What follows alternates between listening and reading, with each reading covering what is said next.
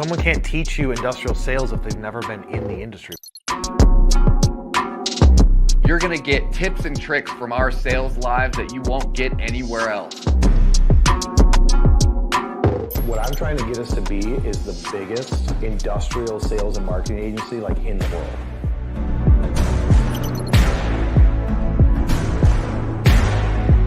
We're not playing for average at all, ever. I don't want any client, if we surveyed them, to be like, yeah, it's good. Like, I want to be like, dude, they're awesome.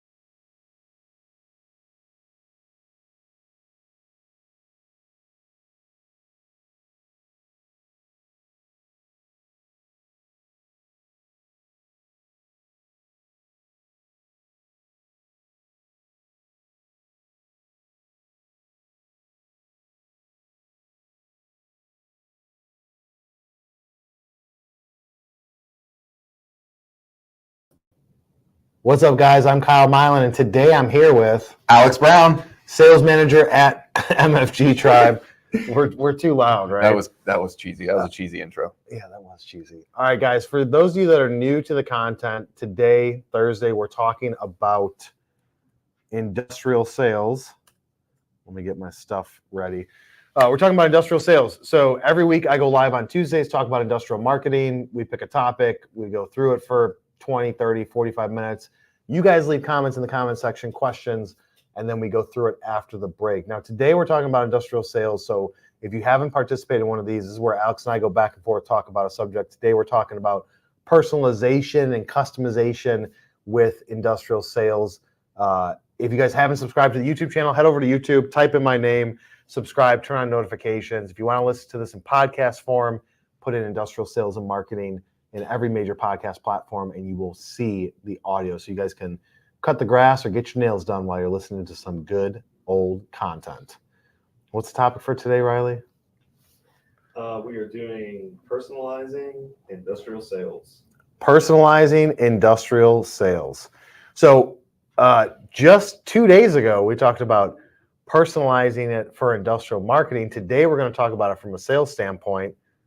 Alex, what is your take on personalization for industrial sales? Well, I mean, are you just giving me a broad base? Yeah, just in general. Yeah, set it up. It is incredibly important. Whether it be the email marketing that you guys are reaching out with, whether it be your LinkedIn messages or any sort of outreach that you guys are doing, make sure that it's customized. And when I say customized, it doesn't necessarily have to be, hey, Billy Bob, I saw like that you celebrated a birthday recently.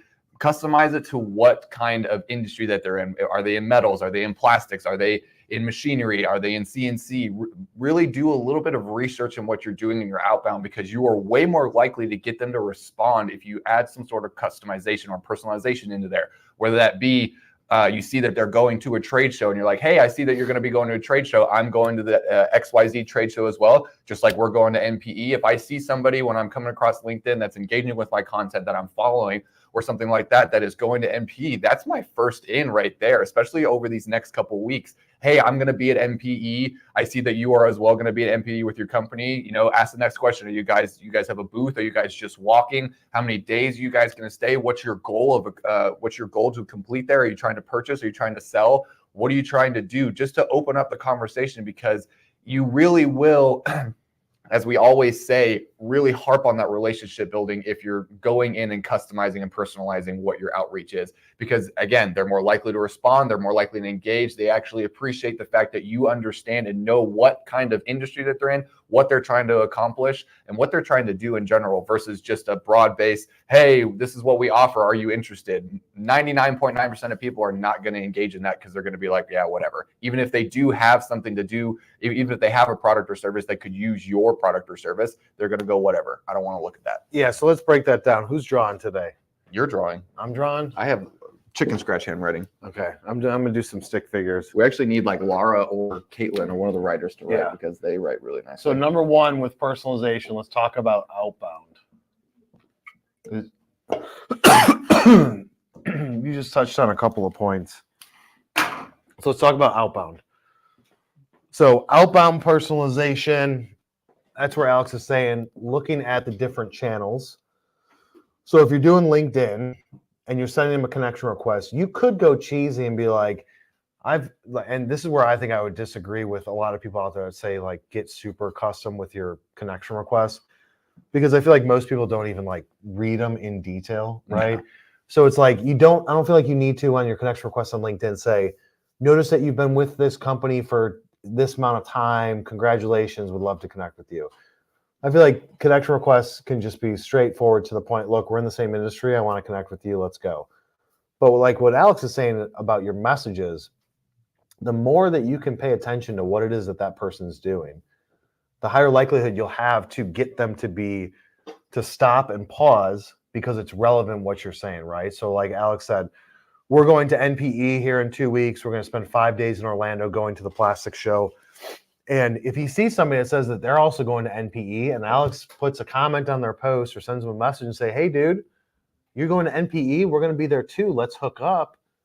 He's way more likely to read that and be like, who is this guy, Alex? And look at his profile than if Alex just said, hey, we do industrial marketing for companies like yours. Or like, hey, dude, would love to sell you this product or service. So personalization on the outbound standpoint, you got LinkedIn, you email marketing, messaging, even right? your cold calling. If you guys are going to do a little bit of research, don't just be like, hey, John, and spew your thing, relate to them. Be like, hey, especially if they answer and they give you an opportunity to actually do a little bit of pitching, say, hey, we have done business with CNC clients in the past. We sell to CNC, all CNC industries. We sell to all metal forming. We sell these kind of products because they know that you are not necessarily just trying to get, in the door and sell them something. They know that you've done the research, that you know that you can offer them some sort of product or service that can help them. And again, the relationship building, are more likely to purchase if you have shown your value. And doing a little bit of research, even if it's like 2 minutes or 30 seconds before you make a cold call, just kind of looking in and making sure that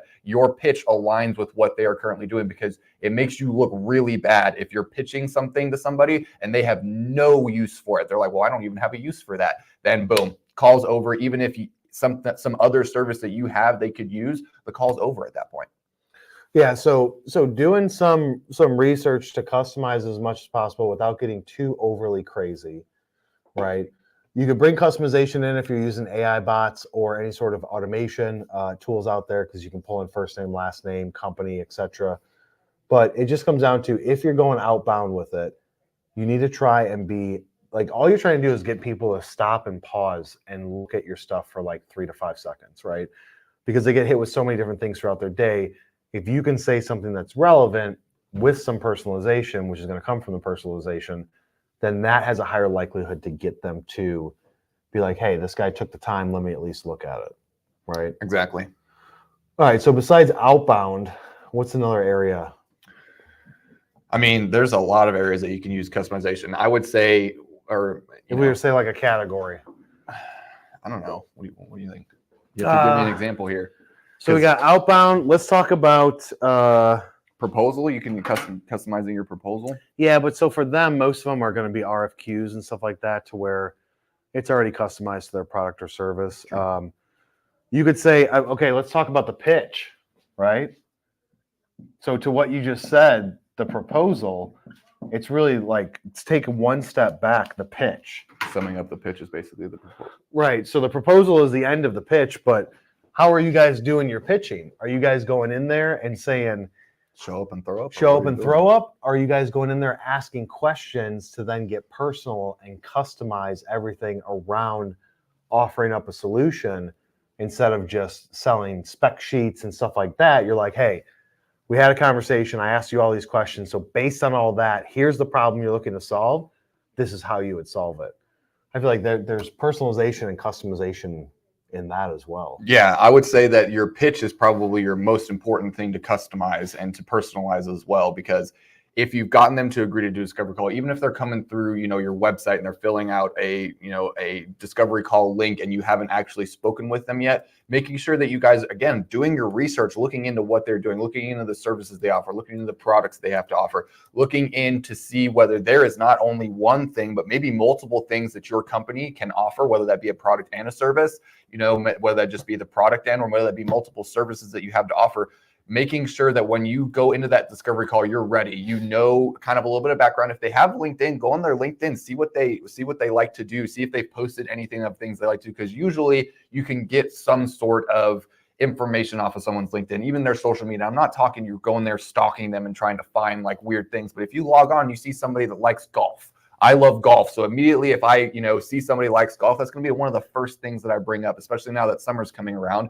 Hey, have you gotten to play any cool golf recently? You got any rounds, scheduled? You got any tee times on the calendar here soon? Because that, again, relationship building, that's where it starts. And then the pitch, making sure that when you're going into the pitch, when you have your pitch deck, you might have, slides on your pitch deck that, you click through. Skip some of the slides that after doing research aren't really relevant to that potential client.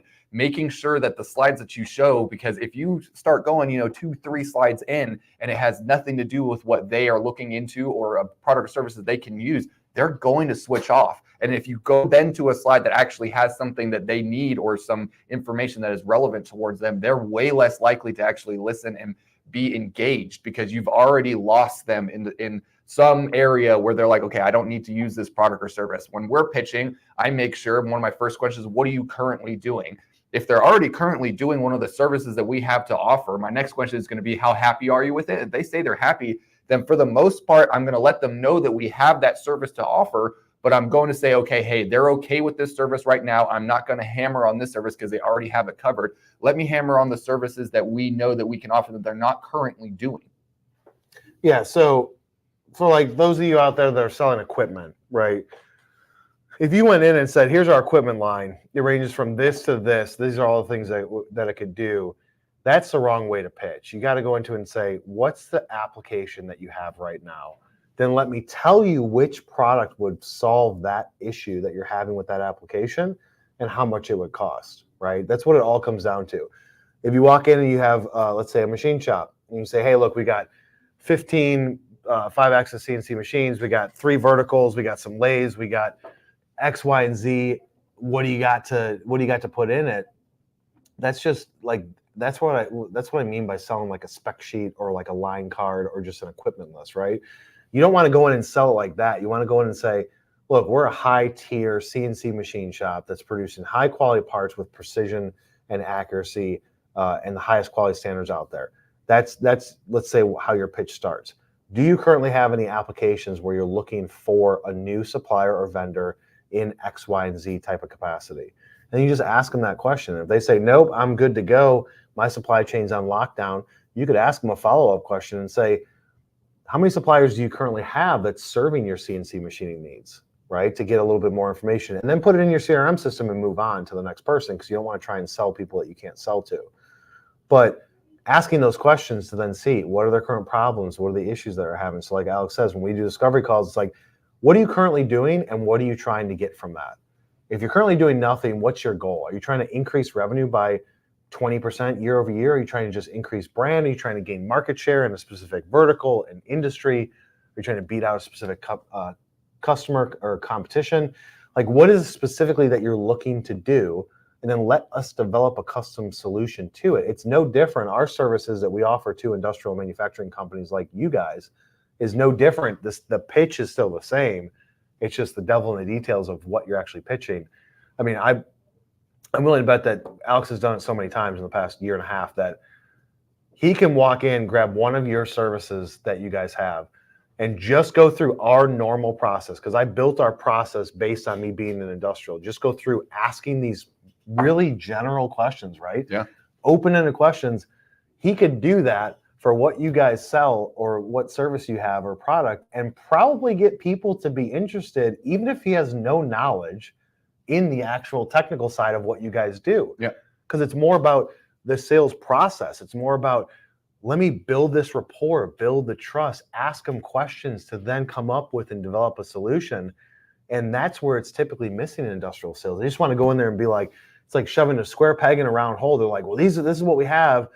You guys need to use it, and here's why. And you completely miss all of the sales cycles. Yeah, and Kyle touched on the CRM, putting it in there. If you have clients and customers, and this doesn't only pertain to new clients and new customers. If you have customers that you know that are been past customers that are currently using you, that have the opportunity to potentially grow with you, using that customer purchase history and maybe their browsing behavior. If you're sitting there and your CRM system is actually tracking when they're coming onto to your website, looking at what they're doing, to suggest specific industrial parts and services that are more relevant to their ongoing projects. Because you're going to be able to sit there and go, okay, hey, I know that they've purchased this from us in the past. So the next step would be to do this. We do it with our services. Hey, we've started off here. We've grown the business now to X, and now it's time to add even more fuel to the fire, more services that we have to offer. We have a plethora of services that we offer, and you guys have a plethora of products and services that you guys have to offer. So if you're selling them a machine, the next thing, if you sell them parts to the machine,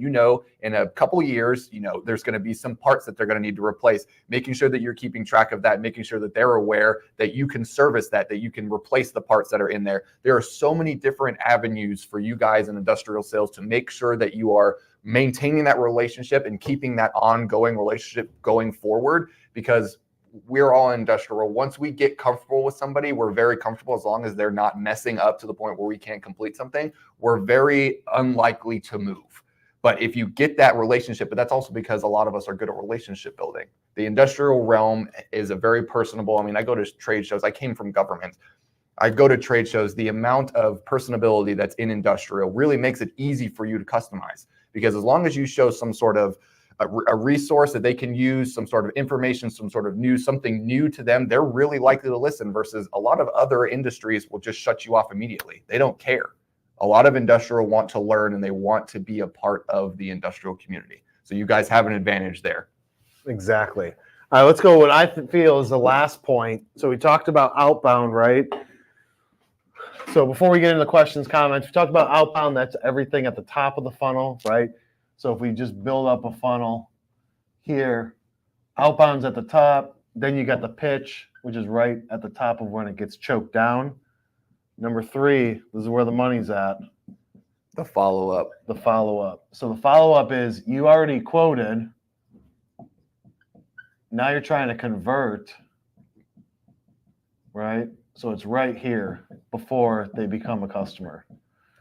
So customizing the follow-up. What do you think about that, Alex? When I'm sending my follow-up emails, when I'm doing my follow-up calls, when I'm doing my follow-ups, LinkedIn messages, I'm not going, hey, checking in. I mean, sometimes that's one of the things that might be in the message. Hey, I'm checking in on the proposal, but I'm going to relate to something that we talked about in the proposal. Right. I'm going to say, hey, I know we spoke about this, especially if they're ghosting you. If you haven't heard from them for 2 or 3 weeks, touching back on the pain points that they had that you discussed in that discovery call. Hey, is this pain point still an issue? Have you guys moved on to something else? Just to get information out of them, to ask those questions. You need to personalize to get them to answer to you. Because if you're like, hey, checking in on the proposal, have a great day, Alex, they're going to go, okay, I don't have any information for him or anything like that. And they're way less likely to interact with you, to respond to you, to give you information you need. If you come at them personally, as some of my videos I've had in the past, making them see you as a person, as a friend, as not just a sales guy, making it very personable and coming even across with the follow-ups, again, being personalized, makes them more likely to engage, makes them more likely to give you the information that you have to ask. And sometimes when you're that personal, sometimes they'll give you information that they're not even really supposed to let really out. When I say that, I've had customers that have come in and go, hey, Alex, right now we have to put it on the back burner for the next 2 or 3 weeks. We have, issues in X, Y, and Z.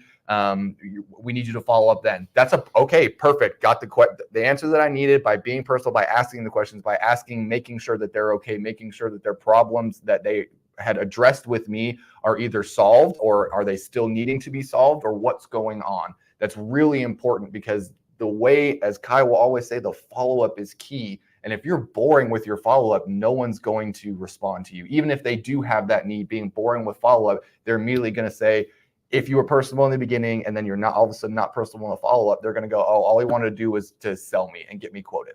And Yeah. people don't want that, even though we know, and you, people that are purchasing from you, know that you're a sales guy. They don't want to feel like they're just a number. They want to feel like you're there to help them. They want to feel like your whole company's there to help them. The product that you are selling, or the service that you're selling, is there to make their lives easier. So they want to feel special. And that's really what this whole personalization thing is really making your client and your potential customer feel special, because they are. Yeah, and so, I mean, like Alex said, just even the first follow-up, touching back to the pain points, right? Hey, Joe, I know that when we first talked 2 months ago, you said that this was a major issue and it was preventing you from doing X, Y, and Z. I'm following up to see if that's still as important to you or if something else has taken priority, right? That's one way to do it. You can say, like, you want to pull into some sort of conversation that you had. I know that you guys were looking at a Q2 start date. In order for us to hit that, you're going to need to implement this, get the purchase order for this machine at this point. Or I know that this SpaceX program is coming through the pipeline. It's supposed to launch on 9/1, and you guys need this equipment in place by 7/1. In order for that to happen, let's work backwards 12 weeks. I'm going to need a PO from you on this date.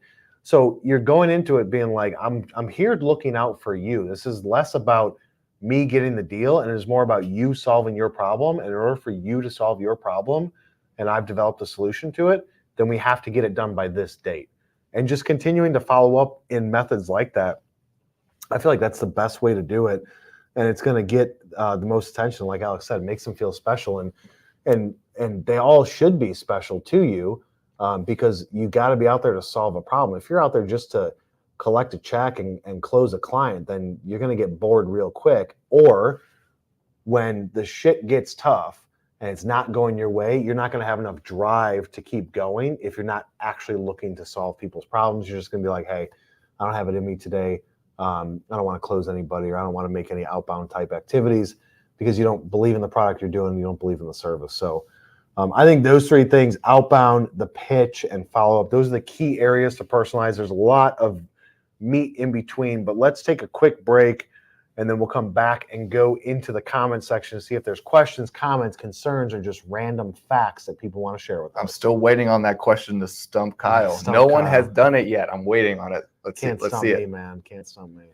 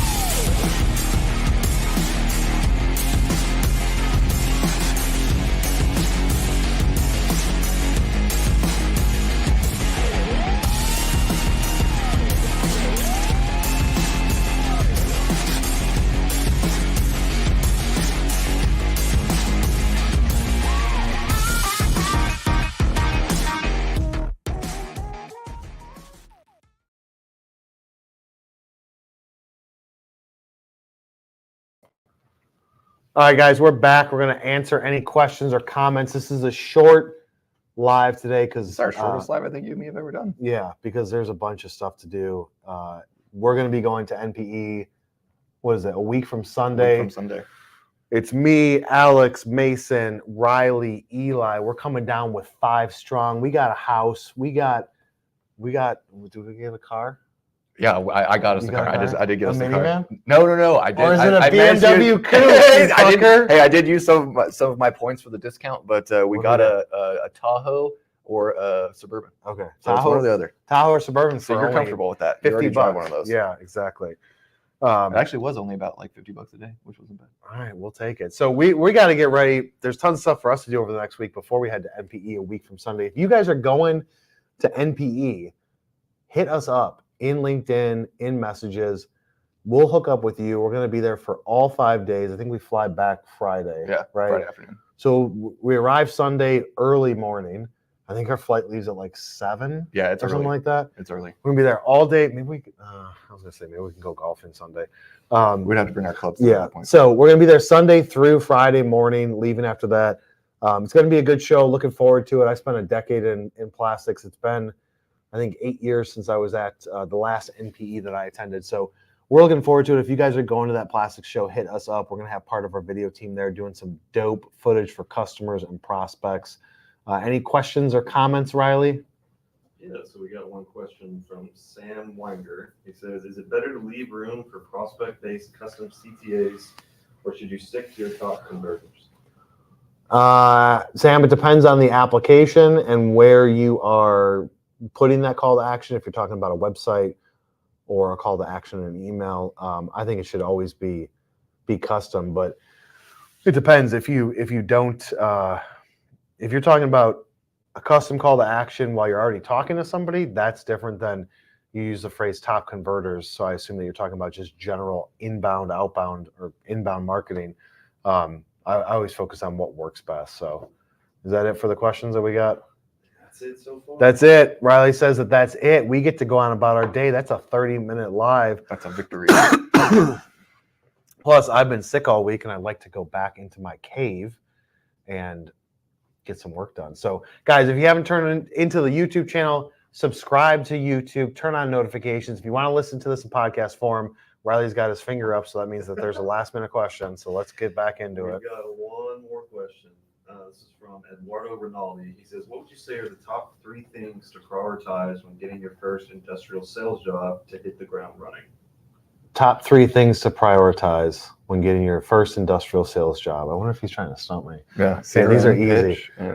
So number 1, pick an industry that you actually care about. I would say that. So before you even get your job, you need to pick an industry that you think is cool or interesting, because that's going to be important. Number 2, go after the last 2 to 3 years of deals that were quoted to try and convert the unsold and go through and rekindle those relationships.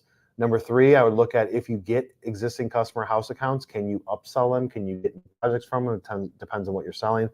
Number 4, I would say focus on LinkedIn and build your network as fast as possible in the industry. You give them 2 or 3 points, Alex. I would say CRM too, making sure that you have some sort of CRM or some form of way that you're tracking your sales, because that's going to be important. You're going to lose track of things, making sure that you can create tasks for follow-ups, something, even if it is a spreadsheet. I hate it when people do some form of way to keep track of what you're doing and who's coming through the pipeline and what is what, because you will get lost. People will start sounding similar. They have similar, names in the industry, when you're getting into metal and stuff like that, they get very similar. Making sure that you have that list and making sure that you're updating it consistently. And then honestly, I would say the pitch, as you always say, making sure that you have your pitch down, and again, you don't have to necessarily know the specific product or service that you're selling, making sure that you're comfortable with the pitch, making sure that you know what questions to ask, because industrial is very unique in the questions that you have to ask in order to get the answers that you need, because we're a very finicky group of people and we're very unique in what we're trying to accomplish, whether it be engineers, purchasing people, whether it be CEOs, whether it be whoever you're talking to, the decision maker. They are very interesting individuals and they have certain things that they'll respond to. So making sure that your pitch is there and making sure that you're friendly, honestly. That's the biggest thing when coming in the industrial, making sure that you continue the friendly aspect of being in the industrial world. Yeah, and that pitch, like Alex said, just the questions pitch, right? Yeah. What are 5 questions you can ask that can spark a conversation and get it going before you ask deeper questions? Like, for example, I'm asking, what are you guys currently doing? What's your biggest problem? When are you guys looking to start? For you guys, it'd be, what projects do you guys currently have coming down the pipeline? Do you have, something that needs to be done quicker than others? When are these, specific due dates that they're bringing up specific projects? Making sure you're asking, okay, when does it need to be completed by, to make sure that, when you're going through that pitch, that you have the capacity to complete it by then, because you can go through the whole quoting process and then realize, well, actually, we don't have the capacity to complete it by the date that you have to complete it in. So then you've lost a sale there, and they're really unlikely probably to come back to you after you've gone through that whole thing and then actually told them, actually, wait, we can't actually do it. So yeah, so for you guys, I mean, you're focusing on, if you're offering like a service, like facilities service, that's different than if you're saying, I have a service like I have press time that I'm trying to sell. In those cases, you're just trying to say, what is a hole in your supply chain right now that I can help you out with? What's a headache with a supplier? Well, who's causing you issues? Let me see if I can help you out with it. So yeah, just asking those questions. Hopefully that answers your question, Eduardo. Anything else, Riley? All right, that's it. So I'm going to get out of here before you guys ask any more questions, and I can go about my day. And before Riley says, wait a minute, there's one more last minute one. Head over to YouTube, subscribe to the YouTube channel, turn on notifications. If you guys want to listen to this in podcast form, every major podcast platform, industrial sales and marketing with me. We go live twice a month to talk about sales on Thursdays, once a week. So 4 times a month on Tuesdays to talk about industrial marketing. Connect with me, connect with Alex. I'll see you on the next one. See you guys.